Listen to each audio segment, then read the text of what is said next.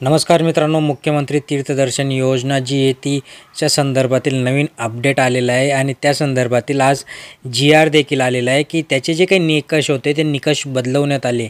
तर काय निकष आहेत ते आपण जाणून घेणार आहे, त्यामुळे शेवटपर्यंत व्हिडिओ बघा, कुठेही स्किप करू नका। चॅनलवर नवीन असाल तर लाईक करा, शेअर करा, सबस्क्राईब करा।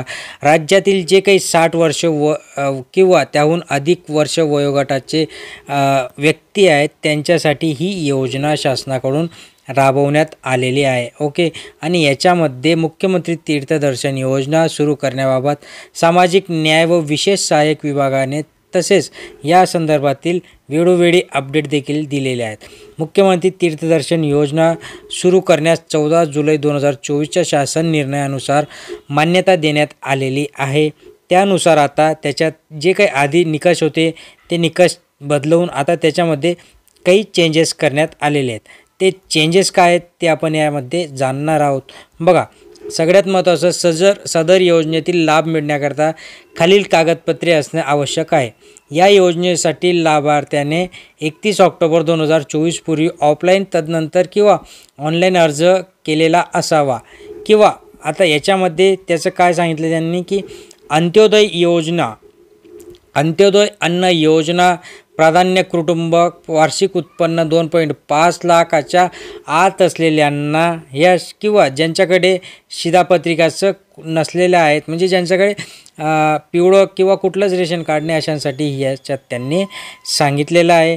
त्याच्यानंतर ते सांगते की प्रवासासाठी एजन्सी तथा टुरिस्ट कंपन्यांची निवड करावी लागणार आहे।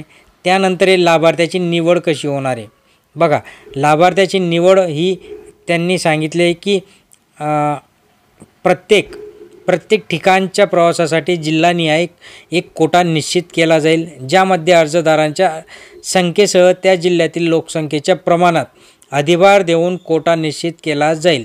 विहित कोट्यापेक्षा जास्त अर्जाची उपलब्धतेवर आधारित पारदर्शकता पद्धतीने लॉटरीद्वारे प्रवाशांची निवड केली जाणार असल्याचे त्यांनी सांगितलं आहे। आणि याच्यामध्ये लॉटरी काढणारे 100% अतिरिक्त लोकांसाठी प्रतीक्षा यादी देखील तयार केली जाणार आहे, म्हणजे याच्यामध्ये वेटिंग लिस्ट देखील त्यांनी सांगितले।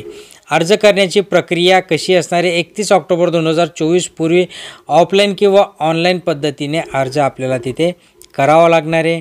तात्पुरत्या यादीचे प्रकाशन देखील आपल्याला इथे ऑफलाईन अर्ज प्राप्त झाल्यानंतर पात्र उमेदवारांची ऑफलाईन जी यादी असणार आहे ती जिल्हाधिकारी कार्यालयाच्या आणि समाज कल्याण विभागाच्या सहाय्यक आयुक्त कार्यालयाच्या सूचना फलकावर जाहीर करण्यात येणार आहे आणि तिथेच आपल्याला कळणार आहे की आपलं नाव याच्यात आलेलं आहे का नाही।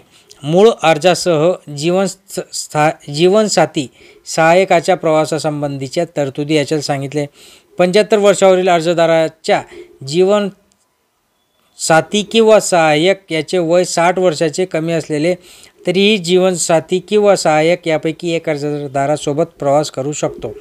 म्हणजे 60 वर्षापेक्षा म्हणजे 75 वर्ष वयापेक्षा जास्त तर आहेच, पण त्याच्याबरोबर एक मनुष्य 60 वर्षवाला त्याच्याबरोबर हा चालू शकणार आहे आणि याच्यात चांगला फायदा त्याचा होऊ शकणार आहे।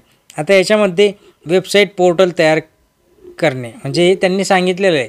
सदर योजनेची नवीन वेबसाईट पोर्टल बनवण्याचे काम महाराष्ट्र तंत्रज्ञान विभागाकडून सुरू आहे आणि याच्यानंतर आपल्याला तिथे फॉर्म भरता येणार आहे। अगदी चांगले गरिबांसाठी ही योजना आहे आणि याच्या संदर्भातील हा आजचा GR आलेला आहे की याच्यातनं काय आपल्याला फायदा होऊ शकतो। धन्यवाद।